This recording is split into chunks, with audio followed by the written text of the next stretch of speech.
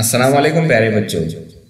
आज हम उर्दू बाल भारती पहली जमात इस किताब से सफ़ा नंबर 57 इस सबक को हम पढ़ेंगे। मामू का गांव। शादा कहती है, आज हम सब मामू के गांव जाएंगे।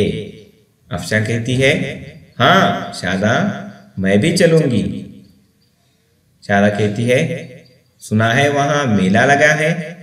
अफशा कहती है, फिर तो हम मेला घूमने जरूर जाएंगे।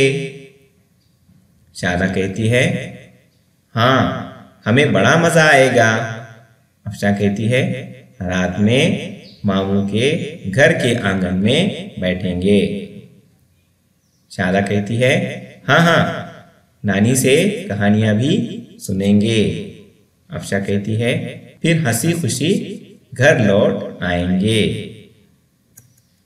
प्यारे बच्चों, मामू का गांव इस सबक में हमने क्या सीखा? इन अल्फाज को हमने सीखा। शादा, मामू, गांव, अफशा, जाएं, चलो, हाँ, वहाँ, हूँ, हमें, कहानियाँ, आंगन, बैठेंगे, आएंगे। बच्चों, आप इस सबक को आप भी पढ़िए, बार बार पढ़ने की मशक कीजिए। हम अगले सबक में फिर मिलेंगे। अल्लाह हाफिज। वीडियो को लाइक कीजिए, चैनल को सब्सक्राइब करें।